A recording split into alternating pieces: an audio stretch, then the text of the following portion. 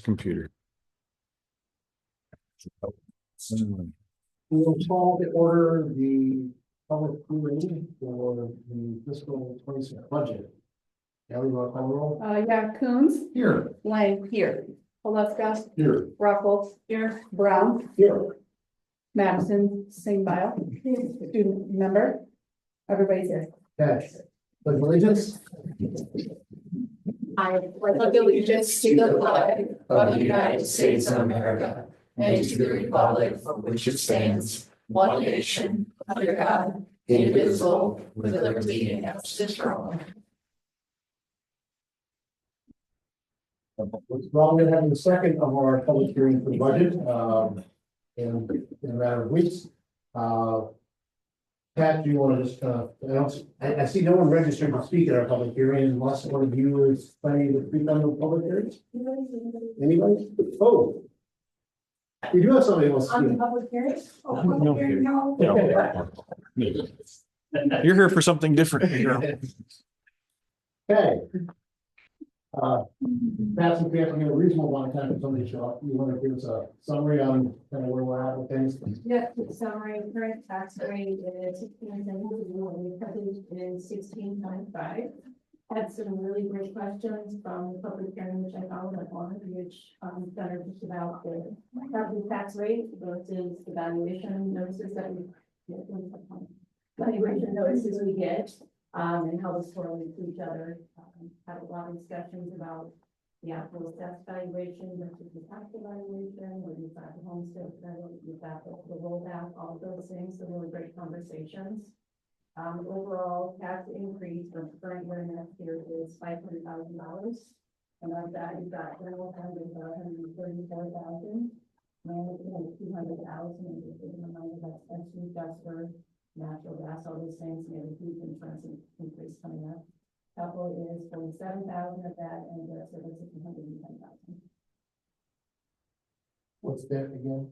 Debt service pays the principal and interest on. No, I mean the number, sorry. Right, increase the $110,000, and the actual property tax rate is $4.05. That's pretty much the. We just keep paying $1,000. Yep, and as a reminder, we prepaid last year, last May, $1.1 million already. It's just about $316,000, so. You like saving money on interest side. Yeah. The financial committee met this week, and it's also a good reminder that when we started the tax rate last year, it was not to exceed 16.28. So it's actually 3 cents lower than where we started last year at this moment. And this basically says we cannot exceed this, but we can still go under. Correct, so this will get sent in, I usually get the feelings back from the state about the end of June. So at that point, they send it back, and let's say there's something legislation wise that hits it, that's when I contact you guys with, hey, you said it here, here's what's at, you can always go over, you can't increase unless it's something statutory.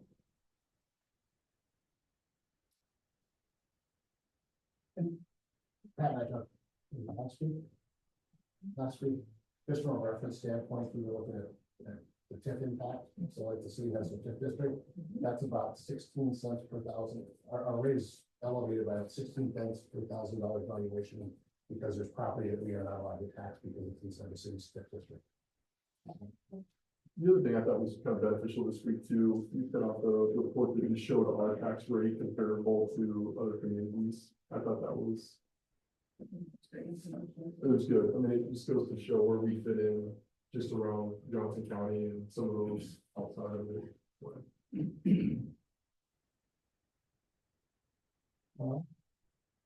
We've given about 5 minutes for somebody to show up and want to provide input, because that's the primary purpose of this, is to take input from the public based on the public. I will entertain the motion to close the public hearing. I'd like to motion to close the public hearing for the FY26 budget. And for roll calls, Second. second by Alaska to close the public hearing. All in favor, signify by saying aye. Aye. Opposed, motion carries unanimously. We are out of the public hearing. We will now call to order the regular April board meeting for Solon Community School District. Roll call. Coons, Here. Lang here, Alaska, Here. Rockles here, Brown. Here. Singbile. Here. And actually, Jaya is absent, student member. She didn't say that last one. Welcome all those of you who are here for our regular board meeting. Celebration of achievement. There are some information and pictures attached. We had our empty bowls event that Mr. Koza does every year. $2,600 was raised, taking, total funds raised for the local food banks to over $40,000 since he started this in 2010. Every dollar donated averages about 10 meals provided for individuals and families. So kudos to the group that does that every year. Our jazz choir called Fifth Street Jazz got first place at the Vocal Jazz Championship in Spirit Lake on April 2nd. And Lucy Miller won Outstanding Soloist in 3A. So I know they went into the finals up against Mount Vernon in the finals, and they brought home the gold. So that was a good win, and it was even better beating Mount Vernon. We had a group of our ag students compete at the state FFA convention, and they came away with great results. Ag communications, third place, gold rating overall, first place team presentation. Alana Mahoney, Tess Richards, Eleanor Gordon, and Maddie Sinbao.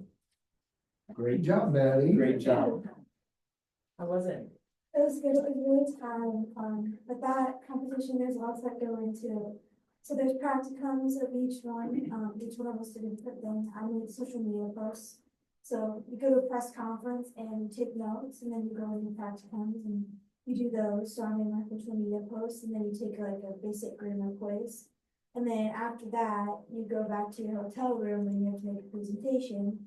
And we ended up staying up about till 1:30 during that presentation. And then we were up at 5 the next morning getting ready to go and present that. Our book paid off, and we got third of the state out of 40 teams and Nice. first presentation. Awesome. Awesome. Congratulations. Awesome. This is the first year, right? To have Yeah. FFA and be partnered with Derek. We did really good. One of the Prairie members, he did Creed speaking, and he got first in the state, so he'll go to nationals, and then we got third. So, pretty good. And that was Prairie's first ag communication student. That's good. This is focus on learning. All right, Mrs. Richards. Here. So this is Carol Richards, our high school special education teacher, works with our most struggling learners, but also has really painted a vision for the work related to this PAYS Lab Work Center. I've shared some information about this before, but it is up and going with a couple of kids with some plans of expanding for next year. I've been meeting with Mr. Bunkers and Mrs. Staley, just kind of also thinking about what are some other pieces that we're going to look at in terms of expansion for other kids and credit opportunities. But thought it'd be a great opportunity for Carol to come out and just share some of the great work that's happening down in the work center. Yes, I'm more used to talking to you at a ball field or when I'm getting the mail or something, so bear with me. So it is called the PAYS Lab, but for short, we call it the work center because that makes sense. And then secondly, the PAYS Lab, that's what it stands for, Practical Assessment Exploration System. It's definitely a system. And these are the key elements, I feel. It's research-based. It's age-appropriate. At the time we're working with employees who are in the 12+ program. And transition assessment, that's what it is. It builds on employability skills from ground zero to higher than that. And it's what I like about it is has a workplace atmosphere. It's not a classroom. And so they have the feel that it is going to work. And actually I have them come in the door and hi workers, treat them like that. And so they know they have to work for an hour. It also shows what their interests are in different components of the work, and it's functional skills that they're learning along the way. And it ties in with the SCS Solon School District goals on learning as a process. So it starts with level 1 skills and builds up to level 6 in different components. And it really looks at how students can learn at high levels. I was surprised what we've accomplished in the last couple of months. So these are the 5 components, 5 work areas, and you can read them, and I have some examples here for you. Business and marketing, and they go through alphabetizing, and all of those up there. We have a cash register and a 10-key calculator. That has some typing skills, and for instance, alphabetizing would start at, A, B, C, of course, and then so the next skill might be eliminate the word the or in alphabetizing. The third skill might be to look at the second letter and the third letter. And so that's how it's a system, because it builds upon each other. Computer technology, I have some examples of some students who did some PowerPoint here. Try to erase the names. You don't have to do that. Not to erase their names. It's okay. So they were able, yeah, that's fine. They have to follow the directions, and they created construction and industry. This one's kind of amazing. Students build a, guess what it is? Candlestick. Yes. Okay, candlestick holder, and I learned something. They have to use a riveter. Riveter.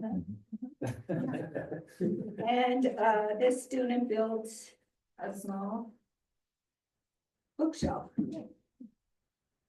So, yeah.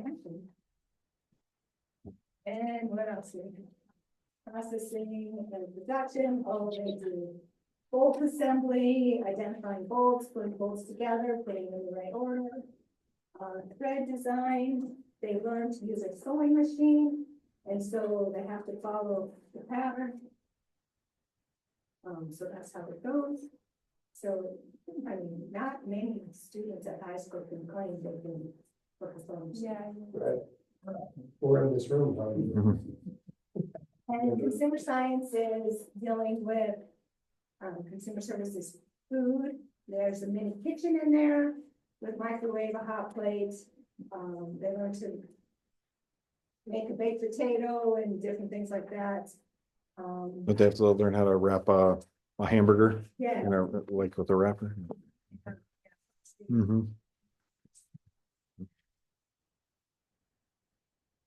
Here's some other examples. They have to learn to identify serial numbers and things on different labels. So that would be a job skill or skill that they have. Yeah. And so how does the system work? Well, like I said, it's under the premise that it's a workplace atmosphere. And the students, the employees clock in and they get a work folder and they get an assigned job for the day with the date, and they would have MF3. So they have to identify what FM3 is. So each component, those 5 components have a chart, and they would go to FM food measurement. So they're like, yeah, I get to do the food thing. Then they would go to their job card in here and find it independently and FM3. So this tells them what they need, the procedures, and follow the directions on how to do that. They must follow this. Oh, I have somebody used to pass around. This checklist. Did they clock in? Did they get their work job? Did they follow all these assignments? And then when they think they understand the job, I have to measure this much. Then they call over their supervisor, which we are called supervisors there, not teachers. It's kind of more into the workplace situation. And we say, do you understand the job for the day? Can you do this job independently? They say, hopefully, yes. Then we start timer, because each job is having a time that's recommended. This job is recommended 2 minutes and 23 seconds to do, if they were employable at this job at a restaurant to measure food. And, they do have a chance to do multiple trials if they goof up, and that's the part of the learning. And they get scored for their errors, the assistance given. If I had to say, oh, no, you need to do this, then they kind of get docked a little bit. Time to complete the job. If they took 15 minutes to do this, then that would knock their score down a little bit. And they also get reported on soft skills. Were they cooperative with coworkers? Did they take advice? Were they safe? Did they put their supplies away? Some of those skills you need to have as an employee. And they get a chance to also rate themselves. Did they like this job? Do they like sewing on the machine or not? So then we can tag and see what their skills that they prefer.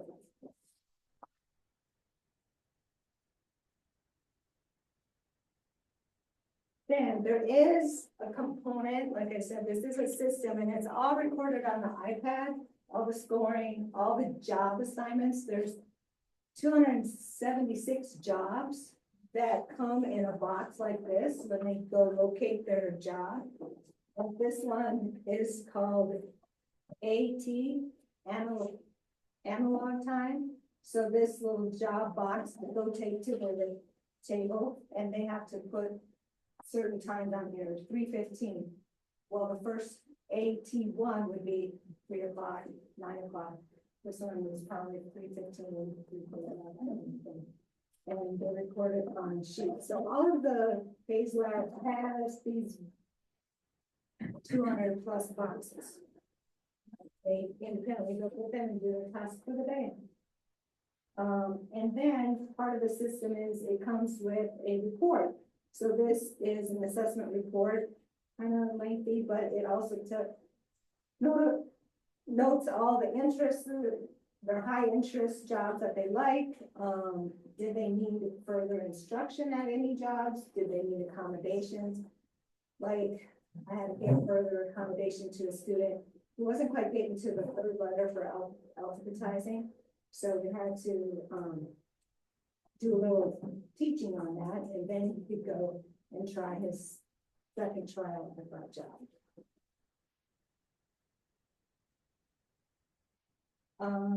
Okay, so these reports can be printed out anytime, any day. What they currently have, they have completed 9 out of the 16 business jobs, or you can see where you're at, and they're used for IEP meetings. Employees feel successful. That's what I feel like one of the bonuses are for this work center. Sometimes they get frustrated, but they do have a sense of accomplishment at the end. And then this lab can support 5 employees at one time, and it's recommended that employees work for at least 1 hour a day. They do have allowances built in for accommodations and further instruction, and you can design a pay system or reward. If you work 40 hours, you get for $10, or you get extra time on your iPad or something like that. So that can be worked into. Lastly, as you know, it's going to be the new location eventually. Staff, if we're expanding, we'll need to expand as well with it. Standing tables, because currently we just have some old tables from the. Making things work right now. Let's see what they want. Elevated tables, so employees to having stamina on their feet and working in that kind of environment.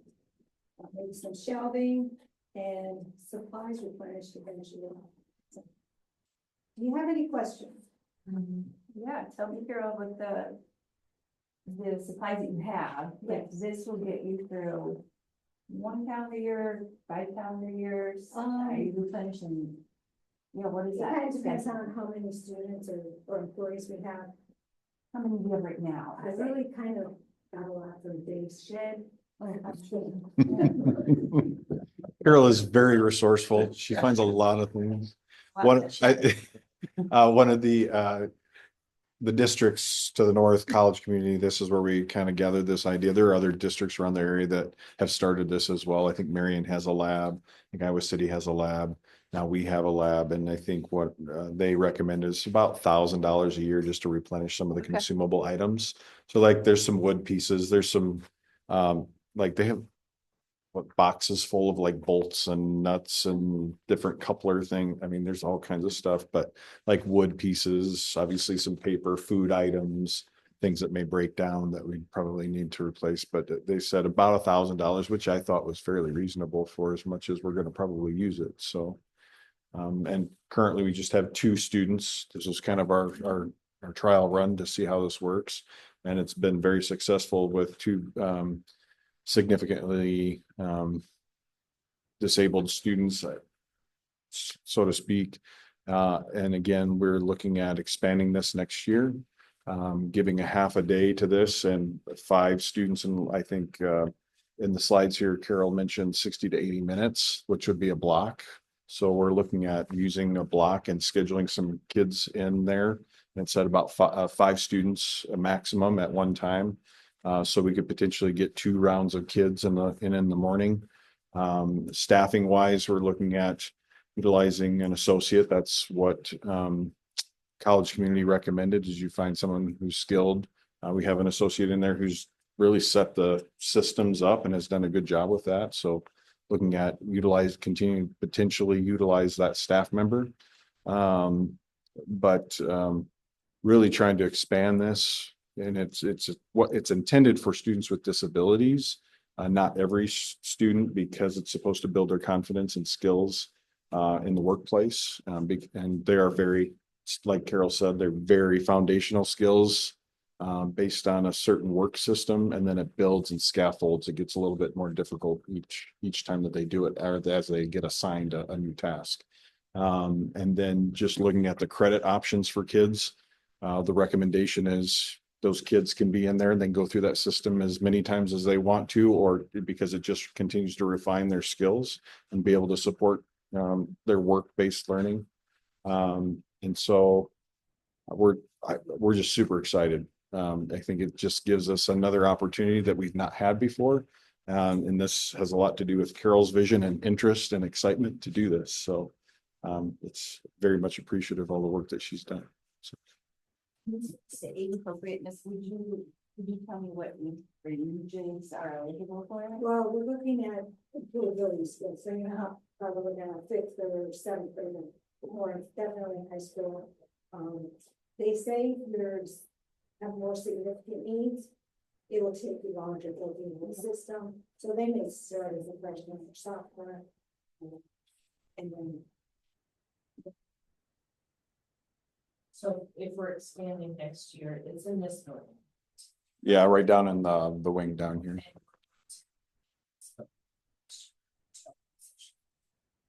How's the transportation? Is that okay? Because obviously you have to transport the students. It's, yeah, it works. Or if we're making it work for now. Ideally, The they students would get have picked to. up and they get dropped off here because they have special transportation, so that works well. Yeah, we actually are currently transporting kids for the Mr. Cooper's class. Oh, Shop class, Mhm. which is right here as well, so we combine shop kids and works and. It's efficient. I think this is a wonderful thing. It's giving them the opportunity and it's helping them build skills of learning and just like you said, be rewarding too. Just to see this and like you said, you're making the job right, which I think is really cool. There's gotta be a lot of just, I don't know, kind of rewarding your position. You're a great person for it, so I think great job. I like it that it really fulfills the mission of preparing every student, for that next step. I would gander, you want your own space because of all the stuff you have. It wouldn't be like you could use a room flexibly with Well, another. there's criteria, you have to have the right internet, and Yeah. sink and hot water, and.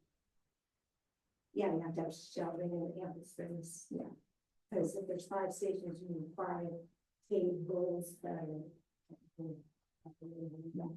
And I think we were fortunate enough to be thoughtful about what other spaces we could repurpose, and that fortunately we had a room down there that had a sink, that had shelving, that had plenty of room to be able to put those.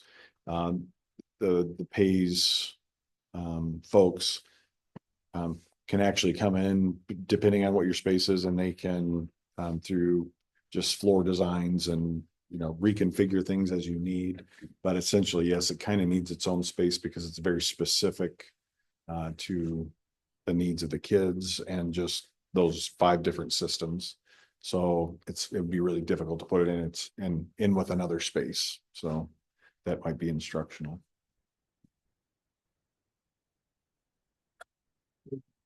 Good job.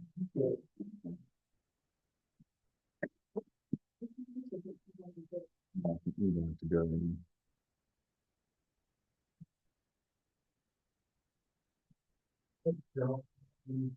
Having employees.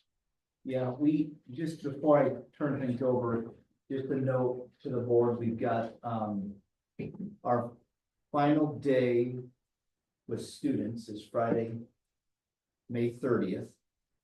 And with the May 30th day, we're actually forgiving 2 student days that were built up from inclement weather. But forgiving those 2 days, we still exceed the 1080 hours required by the state. We've done that. We've forgiven at least a day the last couple of years, and we've in turn utilized that for some professional learning, professional development across the district. So we will maximize those 2 days with teachers, Monday, Tuesday, June 2nd and 3rd. I'll tell you that principals are already starting to plan those days out. Those will be based upon just a continuation of PD they've been engaged in, plus I would say, correct me if I'm wrong, infusing some data that you've collected throughout the year, and especially with these most recent assessments as we are winding up the year, as far as what the data is telling us.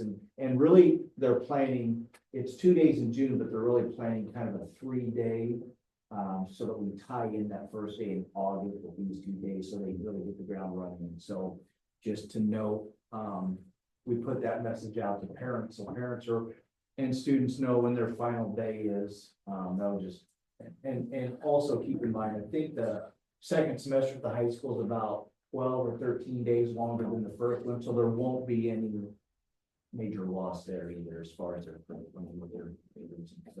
would imagine the teachers are probably, the kids are gonna be wanting.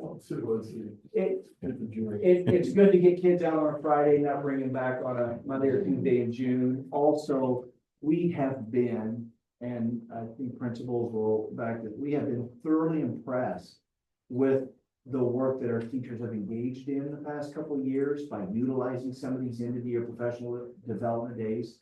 They've really been rock solid. And last year, we actually had the University of Iowa Emergency Management team spend half a day with us, and we went through Stop the Bleed, CPR, hands-on CPR, choking. They took us through a lot of things. Our staff was really felt more confident having that training. So I think that we do a good job of utilizing those days. Our teachers do a great job with their attendance and participation, and we get a lot out of it. So we appreciate the board's allowance and allowing us some flex there with student days. I'm sure Madison, if you wanted to come back to those last 2 days, if we can find something. Well, I'm booked.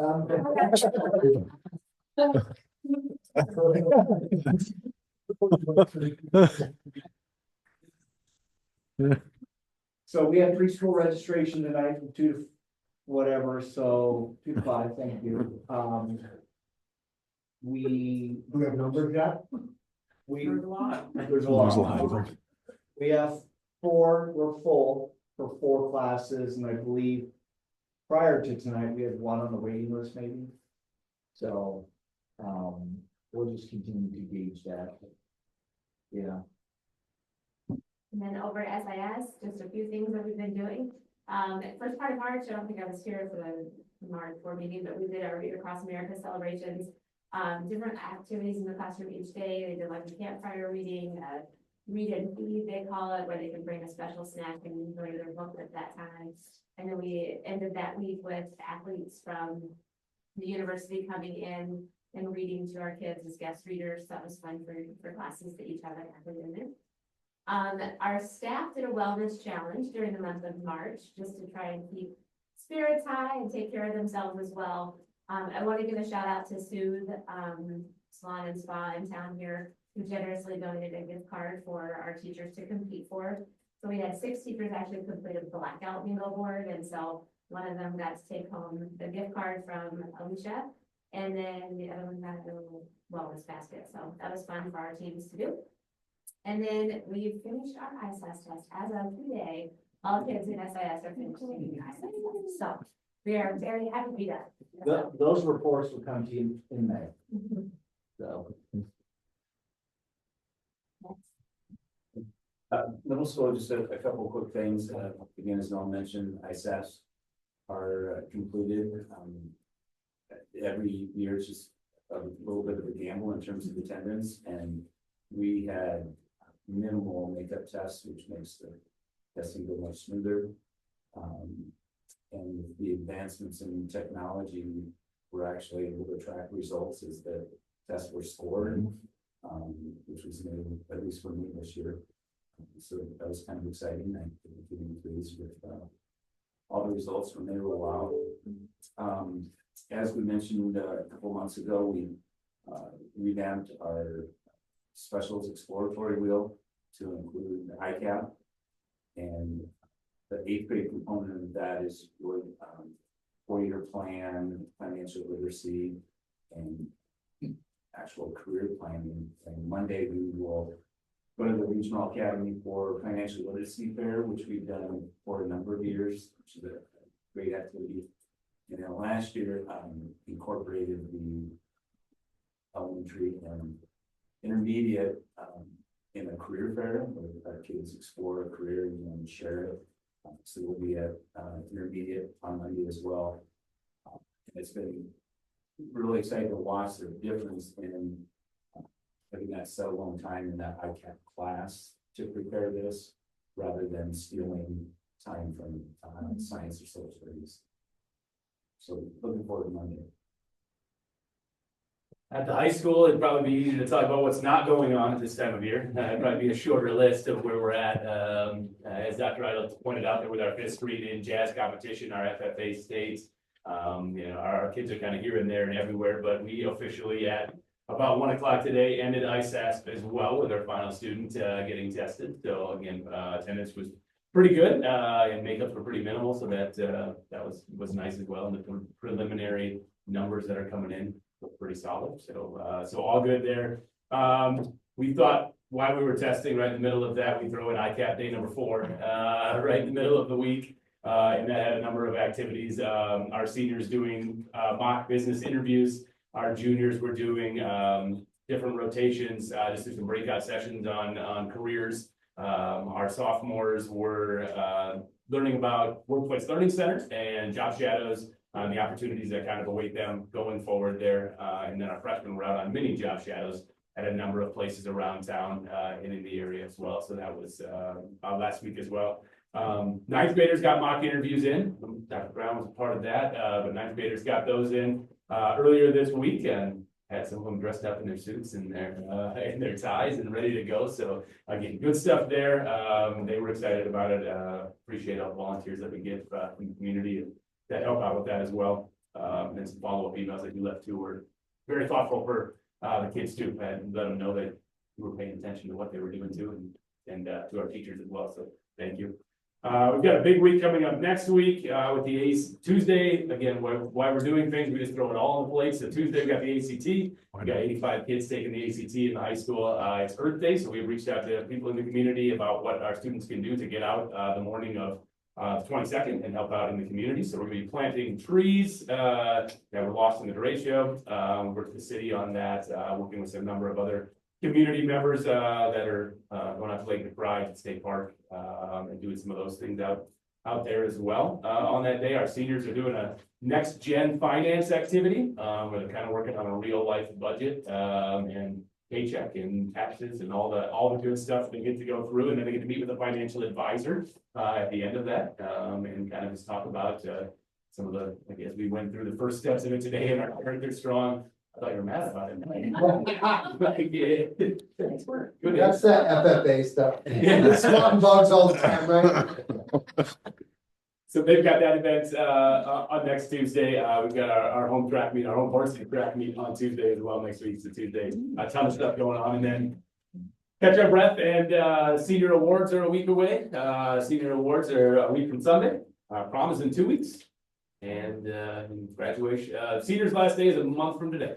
So it's the 18th today, and they will be done, excuse me, they graduate in a month, I should say. So graduation is in a month. Their last day is actually less than that. So they've got 20 days left, for seniors, for school days, so. A year. Bye.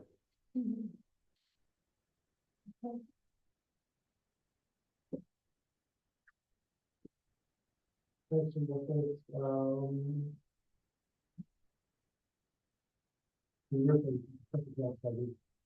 mentioned earlier for high school science teachers that it's a cheat out pattern, which is northeast of here, which is a new area out there. I don't know if they're trying to develop that into this, whatever it's going to be in terms of conservation and stuff. So maybe worth checking with them. Because I'm not sure how they're planning on doing that later, but it's something that's like a multi-year process. There would be an opportunity to get out there and get rid of invasive species and stuff like that. So something to check out with conservation.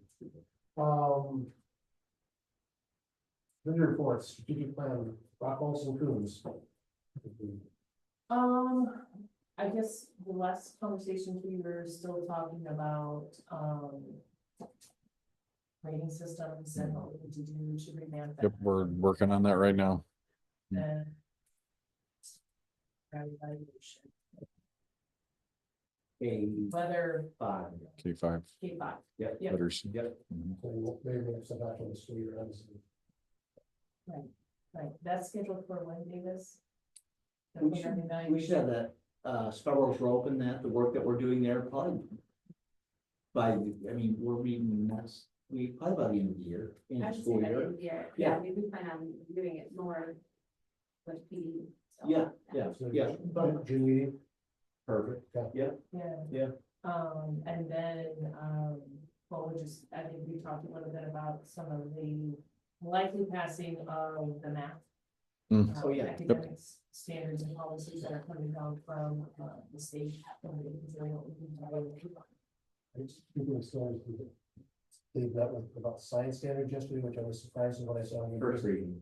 First reading. First yeah. reading. That was on the news. Updated science. Yeah, standards. that was in the news last night. I'm like, oh, I didn't know anything about this. Yeah. Social studies is next year, middle of next year. I wasn't sure what, so maybe an update if there's anything that's going to impact us. You guys can report out on that. I'll have to look at it, I'm not sure. Sounds like maybe I could tell us, it sounds like they're adding more Iowa specific things, like using the Mississippi River Basin as a thing rather than kind of geographically diverse thing. Mhm. Yeah, Adding more Iowa specific. there's a lot, I mean, as the whole nation moves away from Common Core and gets to more standards that are directly in line locally to the states, this is what you're gonna find in social studies. And actually, they just, I think one chamber passed, that they will now require, students starting in 2027, 28 to take the Civics test. Yep. So that will be an update for. That will require some effort there. Social studies. Mhm. Yep. Maybe a citizen/civics test will be an exit requirement Yep. for graduation. Yep. So lots to. So strategic plan is a lot on this plate. There's, Yeah, a lot to- there's a lot of, yeah, there's a lot. There's a lot up and down. That's a state that makes it better. Capital projects around Alaska, we're building. And we're looking to finalize spaces for the new facility, everything else is online. So this is still scheduled to wrap up by the end of May, that's still. So, Last week I had a tour of the extension in SAS. Sorry to miss you, but Yeah. it was great. It looks great. The gym's great. Everything looks like it's gonna fall right in place. That's great. I made the tour the week before, I think, and Yeah. it was going on nicely in there, so. Lots of dust everywhere, so. Yeah, but it's open now. I can see all the way down the. It's a long corridor.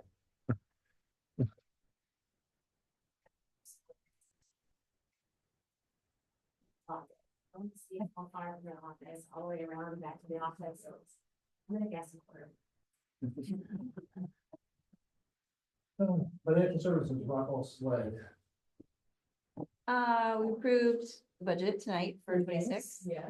Per my understanding, Pat did not need to do a budget amendment for this fiscal year, which is props to Pat. Everything seems in line there. We have something to talk about at the informational later on about RevTrak, but And then there's also the bonus. oh, sure. That's part of later on in the agenda, so that was been the main focus from our financial. committee. Governance. Most of it's in the action, most of it's gonna be in the action items today. Okay, we'll keep rolling along, consent agenda, anything you can get pulled out? If not, I'll entertain a motion to approve. Motion to approve the consent agenda. Motion by Coons, Second, second the, by Lang, all in favor, signify by saying aye. Aye. Motion carried unanimously. Action items, approval of the FY 26 budget, so we've had the public hearing, we actually now have to approve and authorize that. I'll make a motion to approve the fiscal year 26 budget as presented. Second, motion by Alaska, second by Coons, any discussion? Cassie's comment, the state will do this thing and we're going to publish it one way, which is likely not the full rate we're gonna get, so.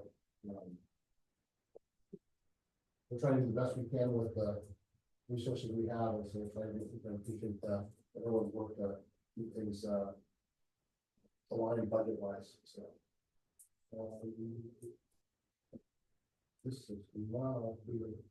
This is not a roll call, so all those in favor signify by saying aye. Aye. Opposed? Motion carried unanimously. Nutrition bids. Davis,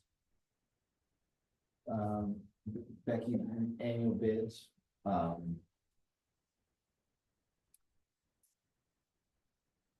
self-explanatory. Continuation of, they're satisfied, and it's a continuation of who we work with now.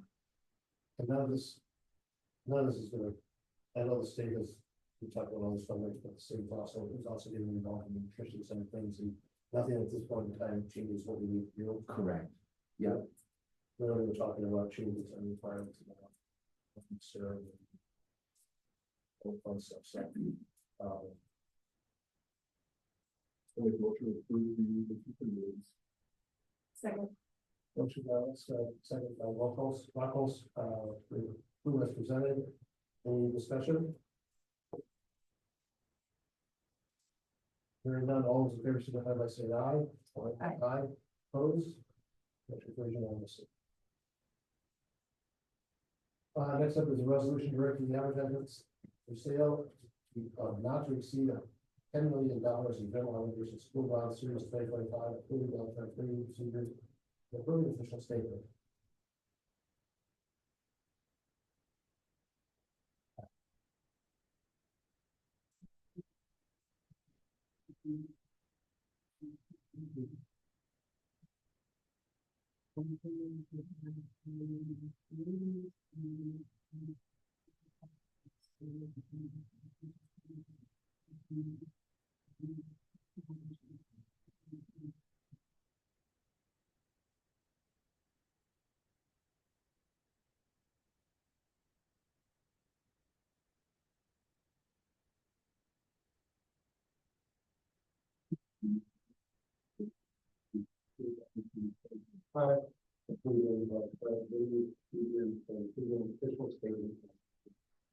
Motion by Coon, Second. second by Lang.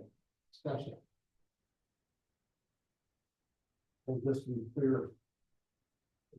I got asked a question. This is not bonds above and beyond what we've already authorized. This is not new bonds. This is bonds within the existing 25.5 million proposal. This is not new bonds that we're selling. We didn't get all the money up front and now we're selling more bonds. This is all part of that package before we get to it. So just to say that on the record, so I don't, so I can point back to the recording, when I get asked about it again. So, you know, I realize it's complicated. People don't necessarily understand it. You just don't sell them all the first day and you found money sitting there, but it's a process. So, you know, motion in a second. This is a roll call vote. It is. Director Haluska, Yes. Coons, Yes. Lang, Yes. Rockholz, Yes. and Brown. Yes. It, yeah. 5-0, all days, Well, that's good. guys. Yeah. At least they're not yours. Bus bids. Yeah, so we have been purchasing to catch our fleet back up to a year. We're in great shape now, and so to sustain that, we're switching back to one per year. Bids went out and 2 returned, and Hoagland was our low bid. We have purchased. Last year, we purchased 2 Hoaglands. And then we actually purchased the 3 off lease from a district, West Harrison District, and so very pleased with the Hoagland bus, so the recommendation is go with the low Hoagland bus. How many of our buses now have backup cameras on? All of them? Backup cameras Like these have them now, these new ones do. and the 2 previous ones, Okay. so we'll have, this will be 3 now. Okay. We'll have backup cameras. They're really up in their game as far as an LED screen right there by the driver with a backup camera. You start a bus, do we need them? Yeah. I'll confess, I did scrape a pole the other day back in that, so. He fixed it right away. May have blamed it on somebody else. It's funny, since certain people have been driving, we've been buying more buses. I think it's this one. Yeah. Last 2, have they done? Best we bring the bus over to SIS. Just curious why there's 77 passengers in each one of them, but yet there's just a little bit of a price difference. So what's the difference between a vision bus and a CE bus and the 2 different years? It's just the Bluebird and Hoagland. Okay. Two different brands. manufacturers, 2 different manufacturers, Okay. yeah. Hoagland too, they're the, what do we call them, the conventional bus, so they actually have that engine out front instead of the flat nose one that have it underneath. Which I didn't hear, we prefer that for you. Vince likes not digging under the chair and getting it, so yeah. So why wouldn't we buy? Hoagland is the conventional out front, so that gives us the lower up front. The nose. Yeah. Where The lowest bid is actually the bus we want. Yes, it is. Oh, I thought we were buying both. No, No, just never one. mind. This one. If Davis keeps driving, we might be buying another one. Well, he did it again.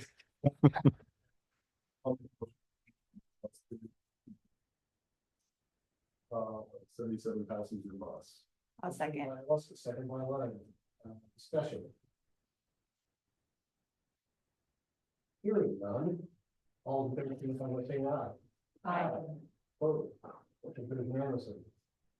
Education support personnel salary supplement, refer to our finance committee, because I think everyone will have, David's on that, so. Yeah. So, well, I don't know, I can explain a little bit, maybe actually would be better for Davis or to kind of explain the origin of these financials and how they came to be. And Go ahead. what we need to disperse. District received $41,766 to track, to retain, compensate our elementary school staff. So the teachers and administrators and also elementary staff. And then we took the funds, put in this part of families. But more to what we do, and how we take care of the. So we took a look and we said, okay, so what would be a reasonable way to adequately disperse these funds across all of our staff? And so if you take a look at the bottom of page 1 and into page 2, you see we came up with the criteria that we wanted to use. So the first one is we can be actively employed by the district as of this year. So this would be by actually December 12th, 2024, that you have been either offered a position or actively employed by that time, just to make sure that we were, those that just got recently hired, were not necessarily under that. And then we also wanted to make sure that we didn't include anybody that was on a particular improvement plan. So that we're understanding from our performance. Also, anyone who let us know ahead of time they were leaving prior to the end of this school year. We're still out. No. No. We did not include them if they were intending to Oh, leave yes. prior to the end of the school year. Prior to the end, Yes. yes. To attract. Yeah. So, all eligible employees then shall receive this one-time retention bonus distributed as part of their May, so next month's payroll. And the amount was determined in here, let's see, so on the date listed above, so this is as of December, the district will determine the total amount of employees. And those employees scheduled currently to work between 20 and 40 hours shall receive. Yes, That's very good. very, very well. There you are. So $584.69, and those that were less than 20 hours are going to receive a one-time bonus of $261. Remember, this money generated from legislature, when they rose minimum teacher salary to 50, 12 years experience is 62. Then they also said, gosh, we need, classified staff to at least make $15 an hour. We were already there.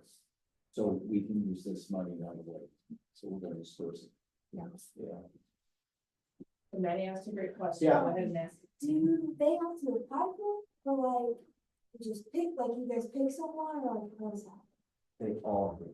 They all get. If you meet that criteria, so if you have to look by that 12th of December, one of them have a good standing relationship that you are on the improvement as an employee, and that you intend on staying around and being with us, then you just get it. And we talk of whether you were leaning more toward a full-time versus a part-time, that was how we felt it was adequate in making sure that we distribute funds. There's some students on here that they pay, but those students are.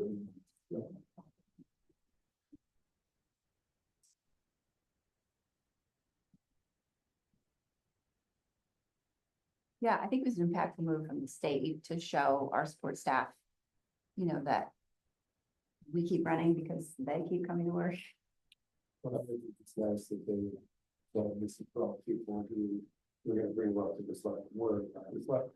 So that we can, it's how we're doing. We continue to try to do that, but I just, support staff. Support.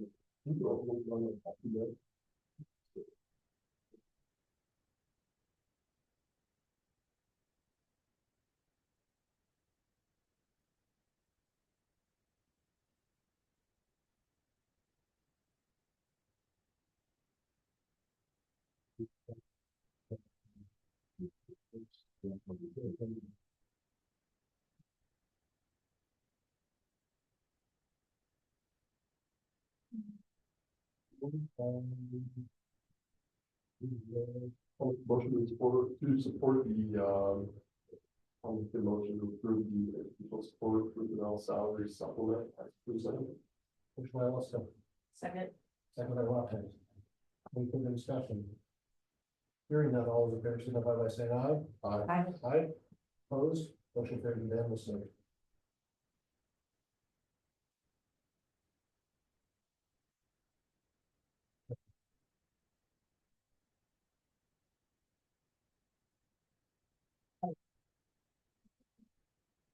First reading of board policies. First one we got to cover is first reading of board policies updates from ISD. Adam and Dan? Yeah, a lot of this is, getting rid of gender identity, language, and, so, that's the majority of those are being removed from the policies. Anytime new legislation comes down, ISD jumps on it, their attorneys go through, right, and we do our best to keep aligned. So this first batch is the required changes. So we don't have a choice, so we will follow along. Now they only put this all in bulk. or we- Yeah, I assume do all. Okay, the next piece that we want to talk about is the reading of board policies 500 series. I do want to pull out one thing, not that there is a policy that I don't know if this is the time to talk about it. I don't want to change the policy, I want to act on it. Okay, And one of the things is our ability to name things, after people, right?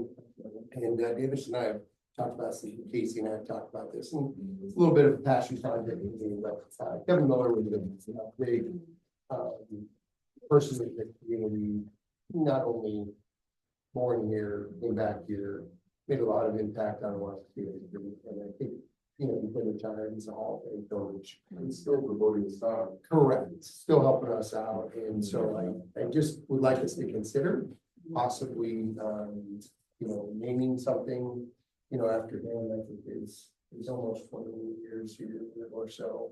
And, I don't know when we would approach this, how, but, those are, I did talk to Davis about this earlier, and the naming rights initially on the stadium were part of the Jardine family. Now, they still have, I talked to Mike a little bit, they still feel like they have some rights to that. I don't know if legally they do or not. But Mike's thoughts were, come to us with an idea, and so I don't know where we go from here, in this, and So we had this policy in a couple different places. right. It made sense to move it to the 900. We looked at other district policies where they had this policy, so we actually pulled this from the 500, moved it to the 900. So, however you want to address that, I believe Natalie and I worked on this for a little bit, reading it over and over and over again. Buildings is one thing, but you can name A part of a facility. part of facilities. So, we've got, and I've seen places where the stadium is named one thing, the track is named one thing. Sure. The field is named another thing, the press box is named something, so there are. Right. The board does have ability or the authority to do things like that. And for me, I just want everyone included on this. Obviously, this is my idea. It's not, if you guys don't agree, I would welcome the conversation, but. I think as we look at the policy, again, reiterates, we're not going to be rules after. Right, for sure. We've gone through the process, and it does allow for the process with the track and Right. so maybe we have, if there's an idea of coming from someone, then we're supposed to go to the superintendent and the committee to take through it. So the process there, and ultimately comes to the board, that's the final say. Sure. So, right.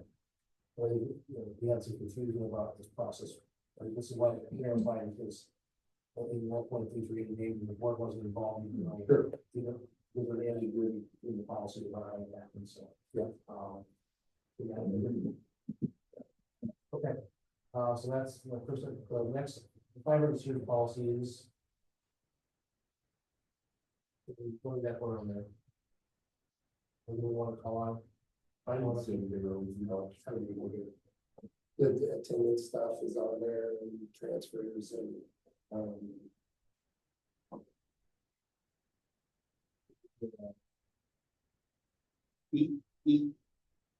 And what we did our best to do, and did you make a sheet that? Yeah. Where, we made the comparisons too, before sending them to you two. And if there were any like, oh, I like the way ISB is clear and how they word this, we might have highlighted some wording for you.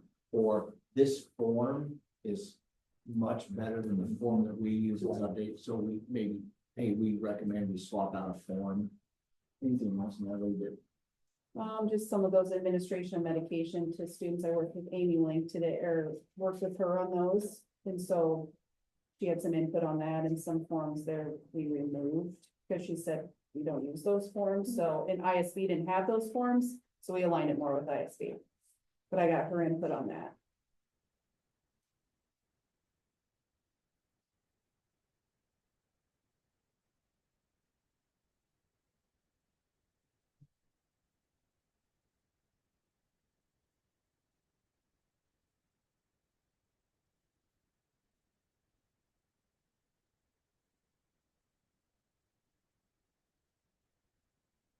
There's no. No, it was ISB doesn't have that policy, but we're keeping it. There was quite a few there that ISB did not have, but we did, and it was all at the same time that they were implemented here, so that was one. So that would be one thing, if you want to look at the board, do you want to keep those? I think that one was, Keep them, I think that one, I think that one came into effect because I wanted to work with. When the lots of families who are looking at 7 or 8 students who might be foreign exchange students, and so we put a cap on the numbers so that high school would have to deal with. A dozen students showing up here, Oh, I don't know if it's a high school number, but It sounds like a lot. I would say, yeah, a cap is probably good. 2 or 3 is probably. I think they've done this, right? I think it's always nice to have a foreign exchange, so I think the students at the high school know a lot of what to do, so. Hopefully we'll get. Okay, so let's go on to the one we're gonna have the most work on, it's the first reading of cell phone policies. So Megan and I were part of the wellness committee, and this was a big part of what we discussed. And then we also started this process probably 2 years ago at ISB, just discussing it. And then last year specifically, I know Cassie went to a specific presentation on cell phone use in students. We talked about the anxious generation. And just the more that we looked into this, the more we are concerned about the well-being of our students and their instructional time in school. And, so we've had a lot of conversations about this. And, Davis and I have talked several times, K through 5 is 0 phone usage. 6 through 8 is in the lockers. You can see between times, whatever passes, it's 3 to 4 minutes. Full. And so, I guess I'll rely on you a little bit. How often you see kids going to their lockers and like their phones? Not 7 times a day. Yeah, so. But it is important too, right? When they congregate, they're on their phones. Right. As they walk in the door. Right. They're having breakfast. Right. And then the high school this is where it gets a little like during instructional time, some teachers are this, some teachers are that. Just talking to some of the high school students, it's a little more independent for each. Some teachers are more strict than others, I guess the word strict is. Yeah, some teachers will have a thing where it's like, don't care if you have it, just don't have it out loud, teaching like respect, and then. Really, I don't really see any teachers, the only class that I really put my phone in, like, I have to put my phone in the bag is math. So, my personal feeling is, in speaking to several parents, I haven't gotten a lot of pushback from parents, and I'm sure there will be, but a lot of parents are, you know what I mean? I had a student in my, exam room. And I was speaking to her about her diagnosis and her treatment. And she kept, while I was talking to her the whole time. You know what I mean? And these are situations that aren't professional. You know what I mean? And that, I can't lie either. I also have adults do the same thing. So, but I'm not responsible for adults. And so my preference would be don't know about. Well, where it becomes difficult, right, is two reasons I want to do that. One, any sort of this or that, it's harder for you to police. It's harder for teachers to police. I think the data is clear that it's better for them not to have them for instructional time. I also know, Tim and I briefly talked about this, is, you know, we're going to drive our kids out of our buildings, you know what I mean, during lunch and those sort of things instead of staying in, which, I mean, may or may not happen, probably will. Then the other things, I just spoke to a person that I was married to, as I drove into there, and she's like, well, what about teachers? And, you know, some teachers need to be able to contact for emergencies and so I think this policy, while I'm committed to it, we have some discussion to find out exactly where we're going to fall from instructional leaders, you know, for safety reasons. Now in Prairie's district, the teachers all have people that need them have quite a lot of times. So there's, you know, so those are other options. So that's where I don't know what Megan was. Yeah, since we kind of nailed down the younger grade, Right. being just in a high school only. If we all used lockers, that could be a viable option. As in, it seems to be successful at the middle school level to have a physical place where kids could put their phone during the day that is not on their body. The problem with on their body is it still sends alerts to electronic devices on the wrist. You're still getting the distractions. So I would be open to that if we had a locker situation. Otherwise, I do not want to make staff and teachers police. And so I would definitely support the vote. The other thing, having a high school daughter. And discussing this with, you know there's software out there where you guys have laptops and you can still. So I don't know how the whole messaging and all that, they're gonna have some access here. I don't know how we can police that or shut it down when they all have, laptops so they can message. But again, that's what we're wanting to get away from in this. Right. This social media or just. You want them interacting face to face and when you're in school, you're. Sure. I don't know, your kids talk about that at all? I mean, it's, because I kind of made that bell and we've had discussions, and like, well, it'll be pointless when they've got these and everybody can communicate and message just like a cell phone. Would you say most of your classes, your laptops are popped open, you're actively using them? So I have lots. That's So, why you're here. yeah. I would say I use my computer, because like when I have my computer, I have like all the stuff that I use. I would say we're on our computers a lot, because we have lots of things in class, but I think this can take away because like I don't personally like to use school computers, because like I'm used to how my computer works. So I would rather use my computer than a school computer. But yes, when you have your computer, you can like hook up your phone to it. But when you like iPhone screen mirroring, but when you have your phones out of the building, you can't do it because it's a certain amount of feet away. So like that's positive.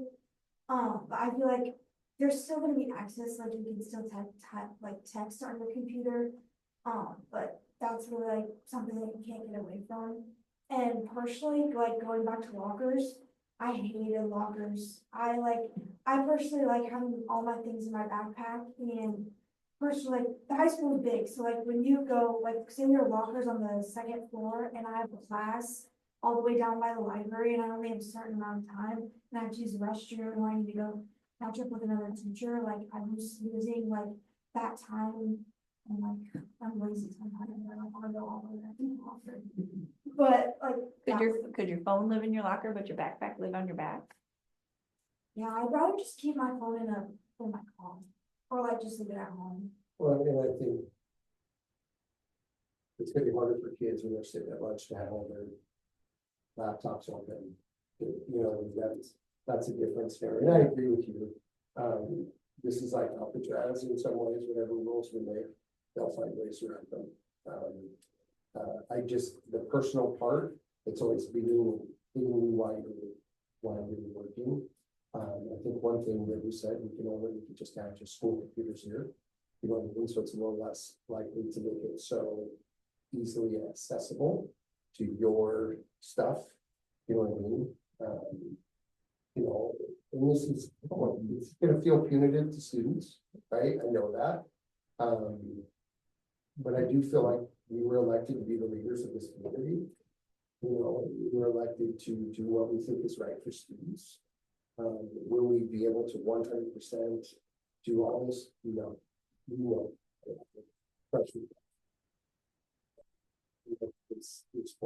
She's never 40, so one of them.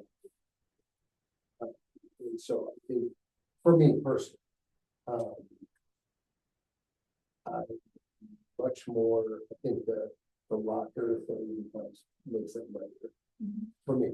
I think it's just easier if they don't bring them. They have access here. Parents can call off the desk.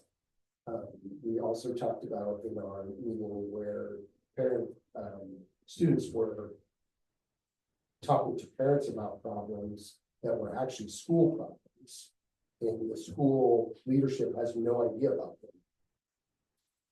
That's a problem, right? And so communication needs to be back to the leaders of our schools. You know, some of them were situations that were potential harm to students. And so, and then also medical problems that occur, they're texting their parents instead of texting the school nurse. And so, and just, I mean, that's, you know, obviously I have one vote, but I'm not fine.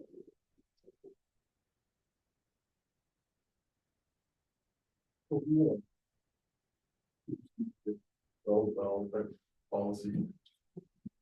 We want to know for the seniors are out. For sure. We have to have a special meeting to we can just approve it on this first reading. So, I'll talk to Dave a little bit about this,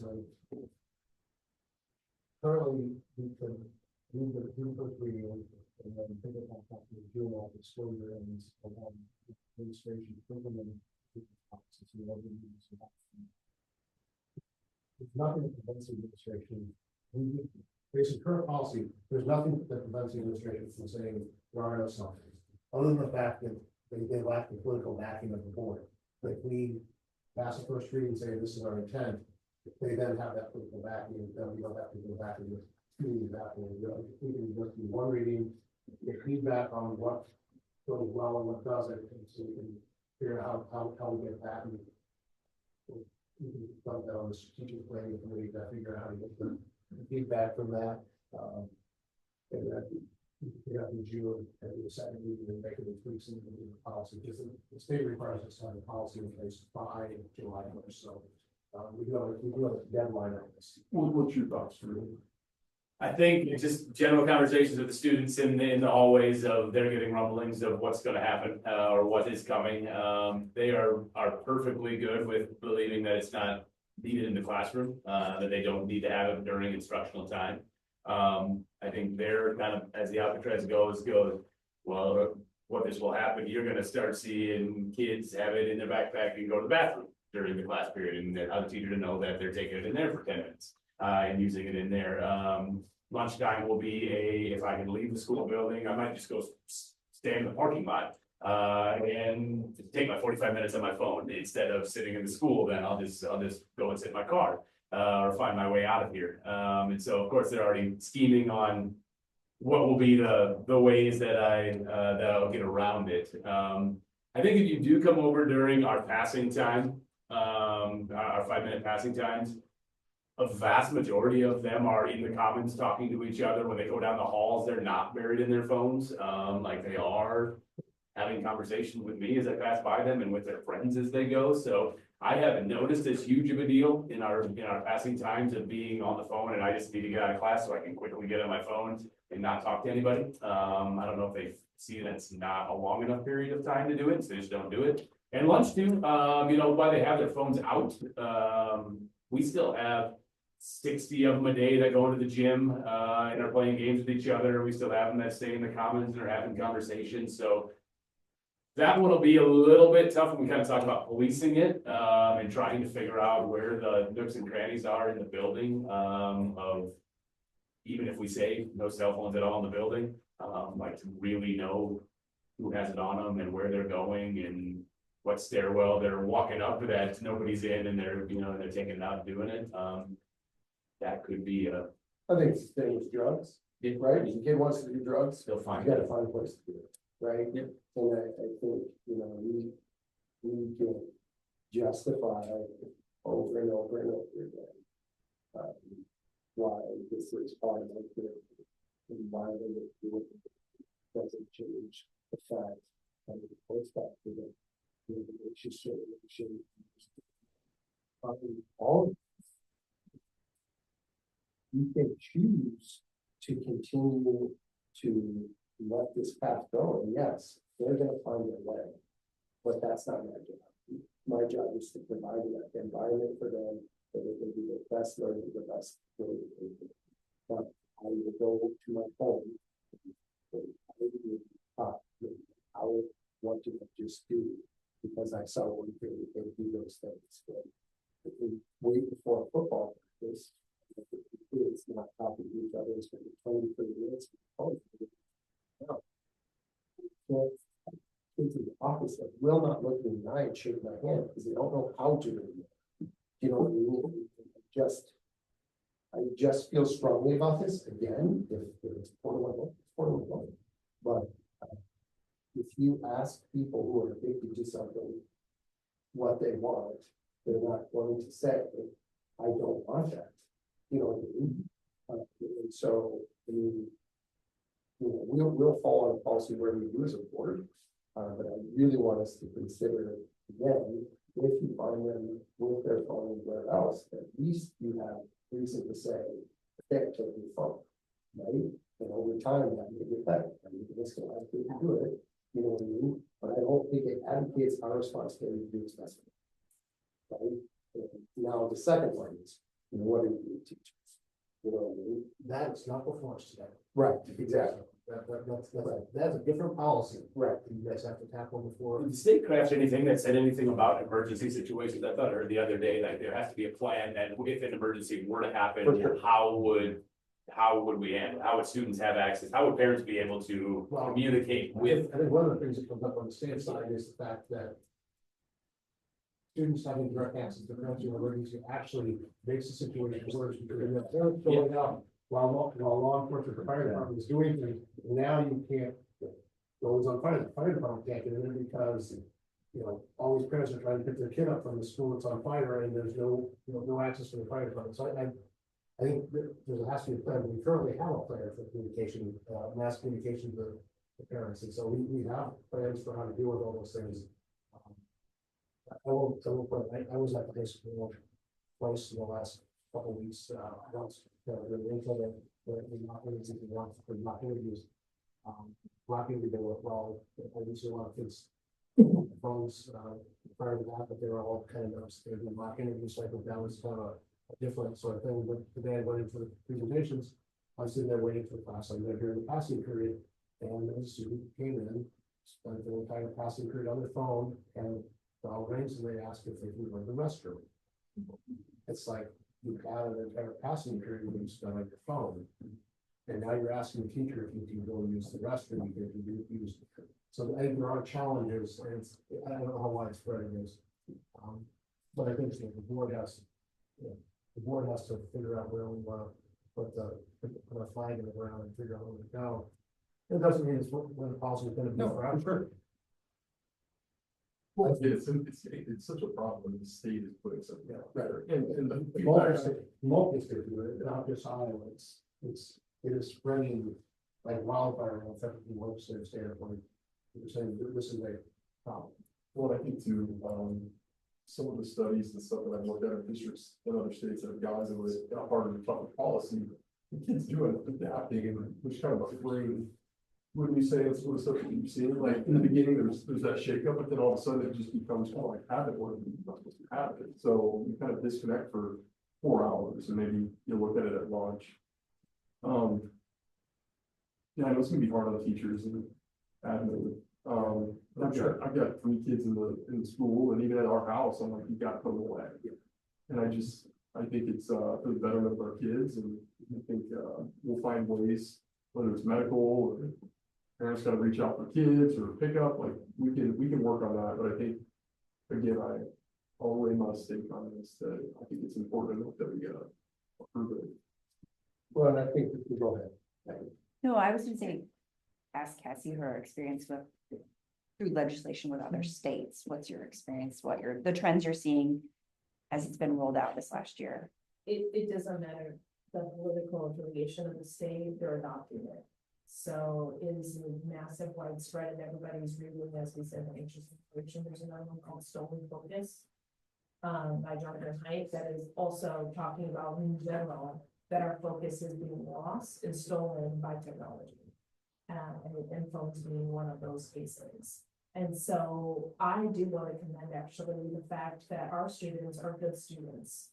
They really do communicate. They really have a bond with each other, and we have a community that we want to thrive there. But there are pockets where that doesn't happen. And so it's our duty to serve all students that we do take care of the broader good, not just some of the students will, if you tell them they don't want to, we don't want you to be on your cell phone at all, they won't be on it. Because they're just going to want to follow what they really want to follow. But it's the times where even one disruption of focus matters, or one disruption of a school learning environment or day matters. And I really feel strongly with you, Dan, and others, it's like we owe it to our community to make sure that we provide the kind of learning environment for them and make sure that it's there. Now, do I want to staff a police department of some sort that's going in the stairwells and looking and actually trying to get the gotchas? Absolutely not. That's not what it's about. It's to say, this is the expectation and we expect you to follow it. And if you don't, there are going to be consequences. That's what a policy is meant to be. So, I know our kids are good kids, and if we ask them to follow it, majority of the kids will. And I just really feel like When This it's is our hard, because it feels, it's gonna feel like it's healthcare. You know, It's the opposite. right, it's 100% the opposite. So- I talked about this, I think, the last meeting. Do we need to have some kind of, maybe assembly or some kind of deal? I mean, maybe some of us could come up and say, I know Madison wants to do a presentation. She's good at it, she got first place, she'll stay up till 1 in the You could be our morning. social policy communicator. Because you have people on the phones and like, see, exactly, especially since like, you guys are the adults coming in and like, I'm like, Jay and I are actually the youth that's gonna be living it, like. When my friends are finding out, like, after we just had the board meeting discussing that, like, I'm already getting some blowback on it. So like, it's just kind of hard to accept, like all these things are happening, and like, I don't wanna be in the middle, like, people like getting mad at me, thinking that I had something to do with it. It's like, obviously I had something to do with it, but like, I just don't think that the teenagers are gonna understand it, think it's good. It's Well, I think part of it is, even my own daughter, right, she had some of the same pushback. She thinks a lot like you in certain situations. The reasoning behind it, right, this isn't just Solon, Iowa. No. There's multiple states doing this, right? We care about you guys. This is something, there's a lot of research behind it. It's not good. right? Especially having it in your hands all day long, having that accessibility. So I don't know if that would kind of just show the intent, and so we can control the message a little bit. And I think it's a great idea. I mean, it's, people may or may not, I mean, it's just like going to board meetings, right? Most people don't even know what's going on, you know, until it happens. And so I think we should put out information that this is our plan, that we're gonna get information after these 2 weeks. And, you know, try to craft a policy in July. Fine. Or July. Policy in June. There you go. So, but yeah, but I mean, that's our intent and, you know, where we get smoked, absolutely. But it's what was happening. So. Kind of wind this thing towards the resolution, because I think I'm hearing the same things from everybody. And Max and Heather say and expressing that we should use caution, so we'll have clearly that on the record. And Principal Walkers will clearly convey that our students were conveyed caution to the board and concerned by the students. Yeah, they will get an opportunity to get feedback from them on how this 2 weeks at the end of the year go, and we can take that into consideration. So before, I guess the question I have, it sounds like we're saying all school day. I'm gonna ask some logistical questions. During breakfast before school, yes or no? Once or I would say so just, like 30 minutes before first bell to 30 minutes after the last bell, is that what we're talking on school property? you can have it in your vehicle, Can't be on it. Can't be- basically not in the building. In the building, on school property. Could they go out in the courtyard and use it? You know, they're not in the building, I'm trying to deal with these little things that we're gonna have, when they're out on the playground, that's sis. Can they take their phone out and play with the game on their wrist? Are we saying inside the building, are we saying on school property? I think I'm hearing. The way this is worded, it is not worded in that way. The way I've been reading it, it's not worded in the way that. Because I think you might want to tighten up the instructional time. Right, yeah, the second paragraph doesn't work. In this policy, Well, instructional time, so what they do is, on the third paragraph, they define instructional time, that's what we. Which is beginning of class, development in the. Right, also, it says to include lunch, recess, and passing periods, is what we currently have, so it's, we define instructional time, then we said, plus it includes all these other things. That, I think we can tweak this. We're using it for that policy, we can wordsmith it. But I think for the purpose of the. yeah, Since since it even administrators, you know, we want to be clear on what our expectations are for those 2 weeks, knowing that we're gonna wordsmith this before the second reading. Yes. What is our intent that we want them to implement? Is it follow the bell inside the building? Is it 30 minutes before, 30 minutes after on school property, something in between? What is it? well, the hard part is if the kid goes home from lunch or goes out, you know, their phone is in their car. Yeah. That's on school property. The parking lot there'd be zero chance to police it if Yeah. they said on school property, the parking lot, we've got 300 cars in the parking lot, if he goes and sits in their car. So But inside. at a certain level, I'm going back to smoking. It's no different than they're prohibited from smoking in their car on school property. Doesn't matter, right? If they're out there for 40 minutes in their car, they're probably doing something they shouldn't be doing. And whether or not you guys go out there on a day-by-day basis and are checking on it. Well, I'm sorry, that would be not applicable, because don't we prohibit tobacco use on school property? I'm going back to what I was yelling. Okay. There are quirky rules about, but again, car is not school property. But if you're talking no cell phones like on school property, then SIS is gonna have some, because kids keep them in their book bags, which are in the classroom. And the watches are what get SIS kids, they'll text their parents, I don't feel good, come get me, whatever.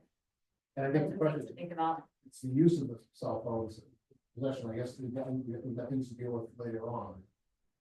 What are we intending? What are we intending? I think bell to bell gives you a distinct start and end time. I think when you go beyond that, it gets fuzzy. So you're looking, yeah, you got. Maddie was also trying to say. So like, I really like not having it like during passing time and class time. I just feel like having it all, like taking it out all day is just like, not too extreme, but just like a little bit, because when I'm at lunch, I put my cell phone down and I talk to my friends and everything. But like sometimes, like I have something I want to show them on my phone or something like that. And like if we take out phones, like, and you say no phones at lunch, the high school's gonna be completely empty. The only people that are gonna be there is staff and freshmen, because they can't leave, like they can't leave school. So I feel like I understand where we're coming from that. But I feel like if you could like just get things out at lunch. Where that's like also where what Mr. Holinsky said, where it gets fuzzy. I just like, it's not gonna be fun, like it's change. People don't like change. And I know this is crazy. We actually used to have fun without cell phones. I know you can't believe that, Madison. And I'm not, no, I'm just, I understand what you're saying 100%. It's a, they're good points. Yeah, Excellent. You're gonna consider, I think, the question is what we want to file for this student who's going to be here, which we think will be our current policy that we want to put the form. So I have some points too. I think there is the consequences, right? Does that mean we lock down campus and you can't leave until you're a junior or senior, you know? What about Now you're really trying to get fired. yeah. A riot. Also, like, I feel that there's gonna be extreme blowback on the teachers as well, and I don't want that for the teachers, and I don't want them to be having to police this and then being these bad people, because they're not. They're really just trying to do their job. Well, that's part of the bell to bell. Right, because then the blowback goes down. One interesting thing that is that I come to a local school around our area who went, right to Christmas break with the cell phone policy. They really had none. And I believe they did go instructional time ultimately. But what he said, it was interesting, their staff, their teachers had to kind of get together and think about the use of their teaching time because they were getting through lessons so much faster. So as a teacher, could it be a positive to them that they are able to disseminate the information that they need to you guys, or have more time for small groups because there are less distractions going on in the classroom? You know, I'm with you. I don't want anyone to turn into a police. They became teachers for a reason. But it could be beneficial to what they see, you know, students picking up in the classroom. That's our. And I think the more we tip our toes in and out, it's just harder to do that. You know what I mean? I think if you say, you know, I mean, if they go out in the parking lot, I mean, this is my opinion. They go out in the parking lot, they're gonna go, I mean, not gonna keep seniors or juniors or sophomores from going, whatever, they go for lunch, or whatever. But, you know, I mean, and But what do you do for SIS? So it's actually a good point for some of those kids to go walk to, you know, maybe an activity after school or something. My kiddo in SAS doesn't have a phone, and I email the, or the, Yeah, mine doesn't either, but I know, or I make a call if we need to change like a plan through the day. I think for some, one feedback you'll get from some parents is they have their phone not to communicate during the school day, but it's where I walk to after school. And then the parent can track on 360 or whatever, or have them call you when I get to so-and-so.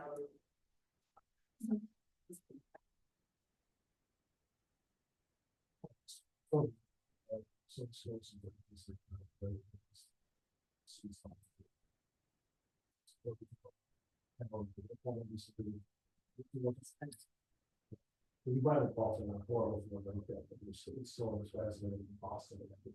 But you also pay for the expense of it, and then you pay for someone to sit there and dole them out as students come up, you know, that's.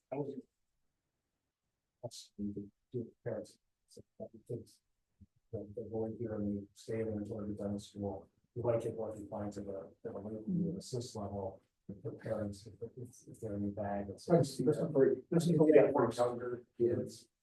They follow rules better than some of the. Yeah. Not always, but sometimes. I guess if we're talking nuts and bolts, I would err on the side of clear and the stronger end, to start, we could always walk things back. It's harder to tiptoe forward, in my opinion. Venture way into. Yeah, you can't keep going. So remind me, what's the green versus the non-green highlighted? The green highlight is what we find as instructional time. At the bottom, The bottom, that's just the real. That's just the significant of it highlighted in green is ISP, so that's not. ISD stuff. Okay, that's what I was.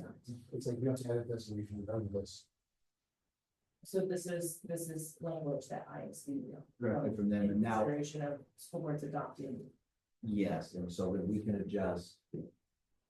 We can adjust a tighter restriction that gives minimum restrictions basically, by law. Instructional time, keeping them out of the classroom, that's the law. We want to go tighter, we just have to tweak the language to define. Well, ISP just, they just want you to define instructional time and include whatever you want, so you can define it. As bell, first bell to last bell. And so the governance committee, we put the green in there. Or We, I think, Put something in there. I think it's reflected, when we came out from the last thing, it's the maximum, it's instructional time in the classroom plus lunch, recess, and passing periods. Yeah, it's just highlighted just to say, hey, This is what. you need to change, you That's the gotta part put in your own we're words. discussing. Yeah, Thank yeah, you. and it is highlighted This two is not different the first reading, greens, this is the- no. So, So we today are trying to approve the first reading as written. no, we could still change, So, yes, right now, correct. if you approve this Yeah. as it is, it would prohibit, we would define instructional time as classroom instruction from the beginning of the class until the end of class bell, plus lunch, recess, and passing time. That's the way it's currently written. Right. But we have to have two readings. So after 2 weeks, that's what we do. This will just. We do the first one, the administration would happen for that 2 week period every year, Yeah. based on what we have in the curriculum. So the recommendation from the Well, committee is to approve this as the first reading. Today, First bell, next bell. with the definition as. Separate piece of this, and maybe this isn't the time to talk about it, but what are we measuring, right? Like, what are we going to be looking at for metrics to say this was a good choice or this is not working for us? So I don't know if we set those now or if we set those in June when we make the final. There's two pieces of that. One is we want to make a second reading. In June versus what do we want to look at how it's going over the course of first and second semester. So what do we want administration to monitor? And so I think those are, I think a certain level we can punt on that tonight and get what we want and we can direct either the governance or strategic planning to figure out what data we want to collect. Depends on either way, it's a question whether or not Adam or Cassie is in that. So this question, who do we want to look at what value we want for that plan? I'm always happy to help, so if you want to punt it to the strategic committee, then I can work on it, Okay. because it overlaps. Team planning will go up with what we want to measure.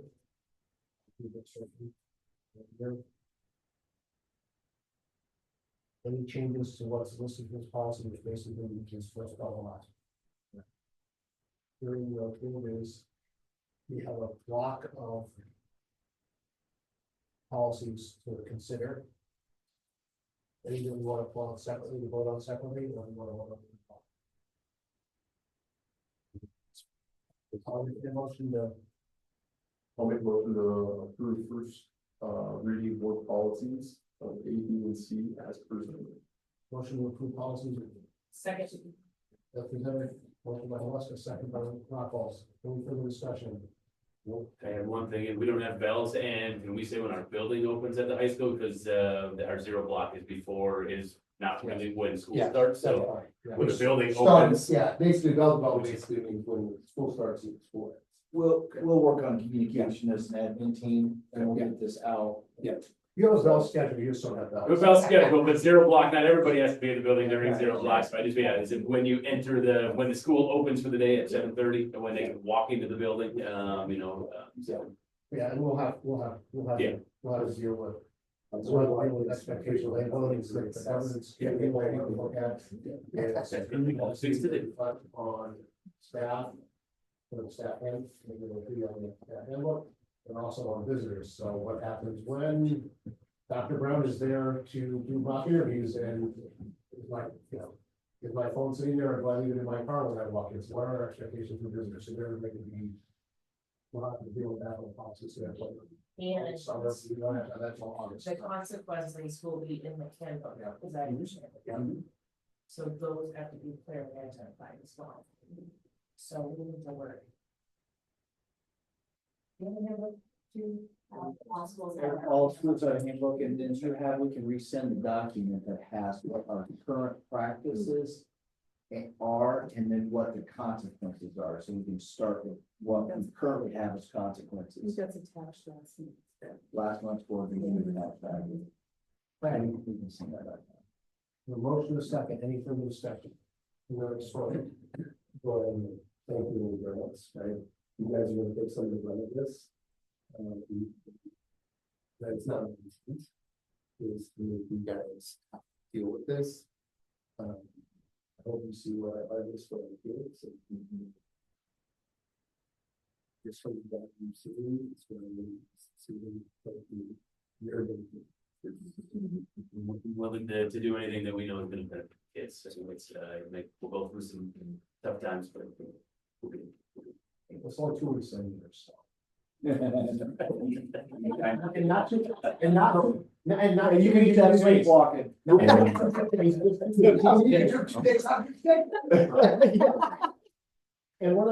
we're only 9 days, right?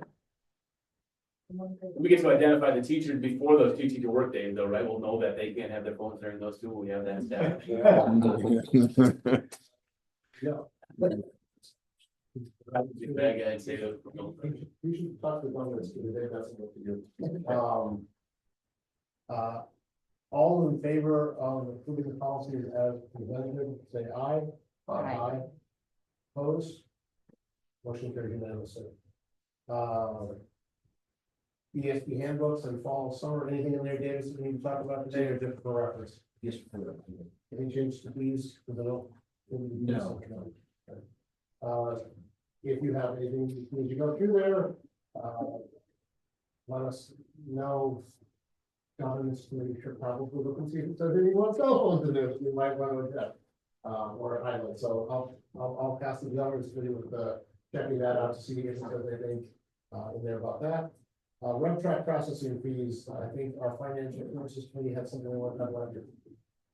Yeah, Pat, you feel okay if I share it? Okay, you would say it much more succinctly, but basically RevTrack, we started working with them 2010, 2018. We have started, they charge, RevTrack allows our constituents, our parents to purchase things through online platform. They of course ask us for a fee, transaction fee. When someone in our district pays for bus, pays for funding their nutrition, or pays for registration tax fees, they can use RevTrack. RevTrack charges us 3.49% on a transaction that is through their bank account.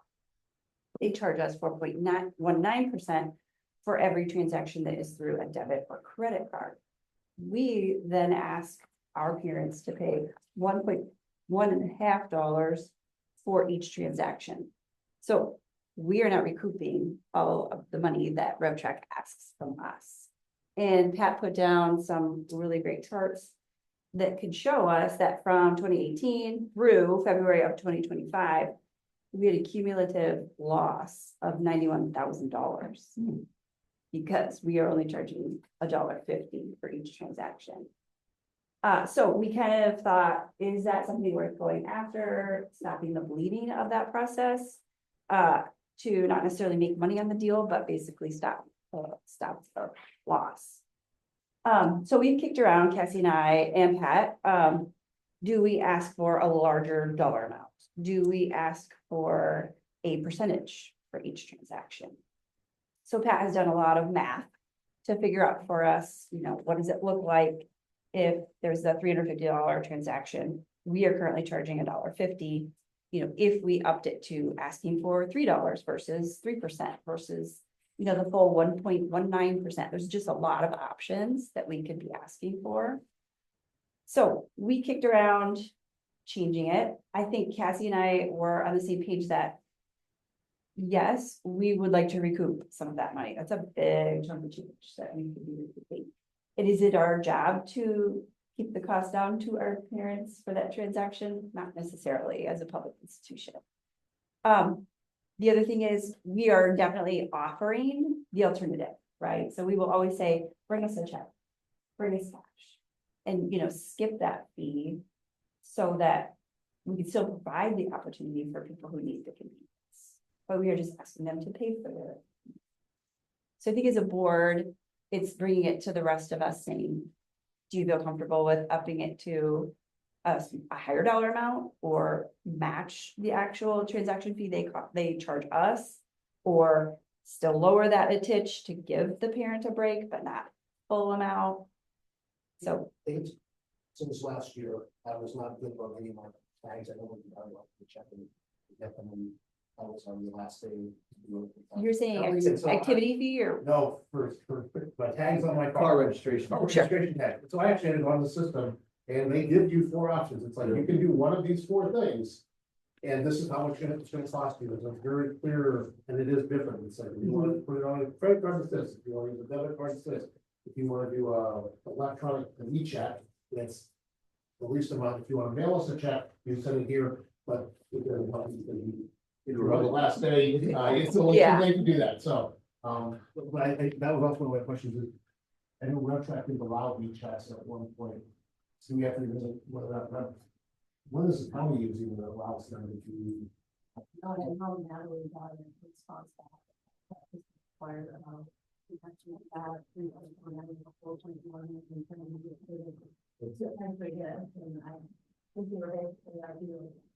Basically, at some point, whatever decision is made, I'm not fully, offset. Yeah. What is the check that you all have? Because they've got to have something. I've used it before that.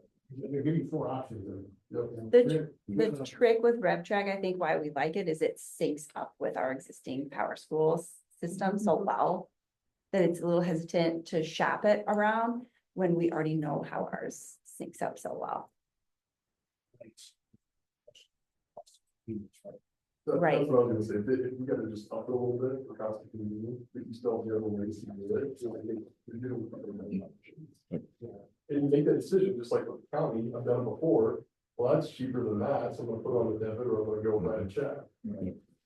The other That's piece, what I thought was that since there is the other option that we need to recoup those dollars. And changing the system right now would be very disruptive. We can look at it and consider it for future, but right now we can track and then just in the future date, we need to decide our fees and we need to decide whether or not how much recouping we want to do. Even though it seems like we're a long way, the registration is not that far away, so. right. These have to be It's- decided I by, think it's next one. yeah, So not only, do we need to kind of come up with what we'd like to recapture, but the communication piece of it. Nobody likes to go somewhere and buy something and all of a sudden get hit with a fee without being told in advance and having it explained and having that second option. So I think if we can get out communication as soon as we do make a decision, people will be appreciative of that.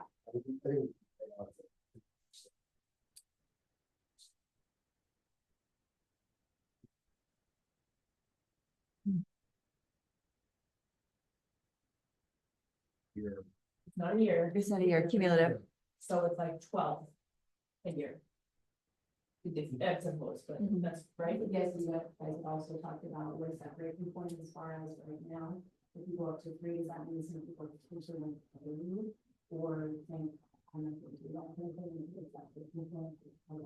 So they'll pause on whether to pay their bill, and then they also will follow through with an alternative method of payment. So does that increase? Because is it a, yeah, the threshold?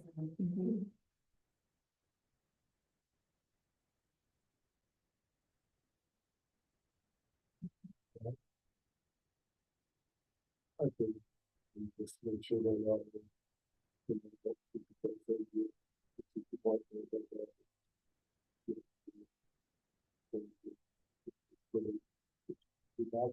Yeah. You know what I mean? More than, again, maybe it's a different thing. And I don't do it, so I can't really say how, but I know people that use e-checks through the bank, they usually go in and, you know, pay to the bank. I know my bank app allows me to pay a bill on there. I wonder if we need to, I don't know how that We works. allow e-checks. We do. Yeah. That's since it went. Yes, we allow. Yeah, and e-checks at 0. That was a lower percentage. That Okay, was it's a lower, 3.49. okay. Yeah, that's what I did. And I don't even, and I don't need to check through RevTrak, I mean. Your banking. Yeah, your bank. Your bank, you go in like, I go into my Call banking app. directly to the institution. If it allows me to set it up to do that, and I don't, That's an option, isn't it? Yeah. Like just paying a check, yeah. or sending a check, Yeah. Well, it says Hey, it- please automatically sends. a check. send a check to Yeah, Solon yeah. School for this. And they would remind them how to do that, or. Well, Because they'll kind of check, they'll kind of. I love your heart at that, but it was also not our job to bring people how to use their financial systems. Right, it's just, but if it doesn't, I'm just saying, I'm not saying train, I'm saying remind them, that, you know, if you work at Solon. As in giving them the option Yeah, platform. just remember, if you need to, this is another option, check with your, Institutions about other options Yeah. besides paying by credit card. or you check through RevTrak, because it's gonna be cheaper for you, right, to send a check. And then you send that. I will say that it sounds like we're amenable to doing this. I think we'll take the recommendation of financial services as it's reflected in next month's board meeting. Great. Everything will not be there, so it'll all in passing that. I like it. May 15th. Yeah, we'll meet before. I will make sure, I will book my flight, but I'll make sure I'm here. Okay. You be on. Okay, with that. Talking points. Megan. Yeah, sure. I really appreciated Carol's presentation on the PACE program. Heard it thrown around here in the board before, but I've never really been nuts and bolts of what that means. And I guess I had realized it was going on a longer time period, but it's new and it sounds like it's New this year, yeah. serving the need that we're intending it for. And it's just keeping a mind on what will growth of that look like and Yeah. facilities wise and numbers wise and staffing wise. well, you know, this future farmers are the their first year, second year, or first year? Sure. First year, we have students participating, we have students winning awards.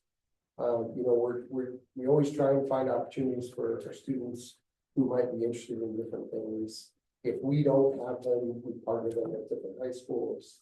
And I just think those are, not everybody fits into the, you know, every group that we have here, and to have those opportunities and to have one of those students with us.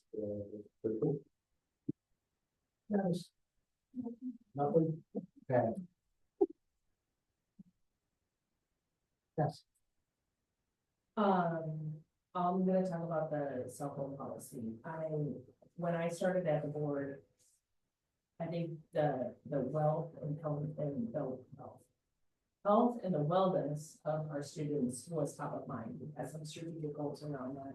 I think this is actually one of the policies I see that's gonna have the most impact in moving the needle significantly towards that direction. But I also want to recognize that it is not going to be easy, and it kind of feels a little bit like we've gotten all this feedback from the teachers and the students, and we haven't taken any of their feedback into consideration. And so I want to say that's not the case. I think I appreciate all the voices in the room, and the external data and validation of where we're headed, and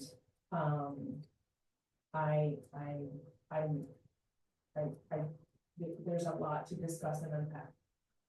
It's not gonna be easy, but I think if we all, think about this, and I particularly want to make sure that, our students are protected, especially Maddie and others that are our voices, to make sure that they know that, this is our doing, we set policy, but that all the rules we have, so. But just one quick thing, instead of we happen to have, the traffic, we're talking about cell phones. And they were all about.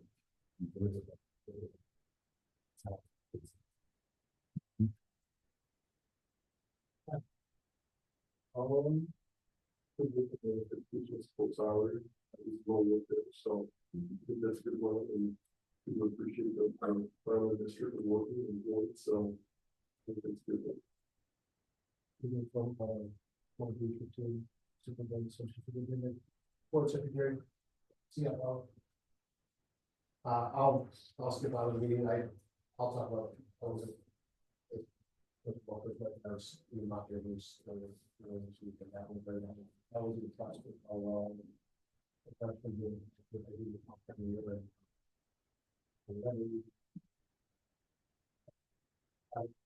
I was involved, I'm gonna do well this year, but then everyone I got was.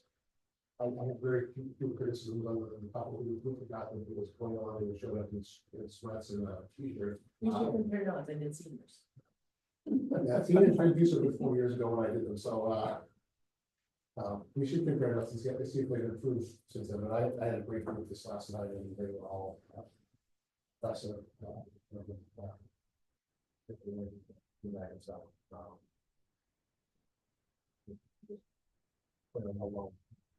so.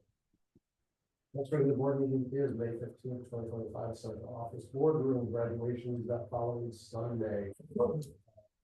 We have some graduation from the board. You do. And then else? Graduation. You know anything you want to try? Are you reading? Oh, no, I know, I'm reading. you're reading? Yeah. Excellent. Just a reminder, if you want. I don't know about If you that. want to walk and hang out on the stage with us, let us know, and you can walk in with us and hang out there. Cassie, I will be acceptance graduating class, and I will make an offer. I said, when if you have a senior, if you want us to say the words to the class, you are welcome to do that. So think about that, I would be on. where you get a whole 3 minutes combining between the ice cream and magic ones on behalf of the board of directors and Solon Community School District. I accept the graduating class of 2025.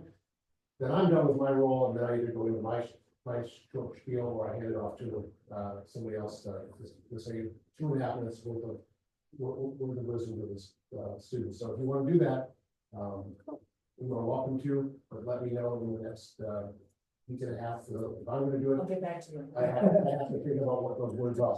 Hey, so I'm just writing on I'm not using my phone for May 15th, 5:30. Yes. Perfect.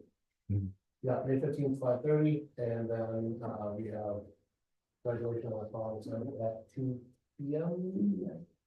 And just for planning purposes, I will let you know, Megan is going to be out of the country for our next board meeting. I have not picked my flights, but I will be out of the country for the June board meeting. So Adam will be running that meeting if I am not around. It says we're all traveling. It's 70-30 that I will be traveling during that period, so. This June board meeting is what night? Should be on the Thursday, Thursday. Probably not use my phone. Let's say 19th, I bet, June 19th. So, yeah. So best case scenario is I'm arriving in Cedar Rapids at an airport that night, because my conference is the day before, so I'm like we not going to be here, but I probably will recite some of them. I'll be able to stay with Good to know, and yeah, if we have the summer, let us know, because we didn't realize the summer's complicated for our students. So if you look at June, July, and August, I'll let us know, if you're going to be traveling and saving for that, so. If you want, then I'll have Natalie reach out to Jay. Request to say. I'll make a motion to Adjourn. adjourn. Section by Anthony, second by Ryan. Did I get it right? Coons. All in favor, say aye. Aye. You're adjourned.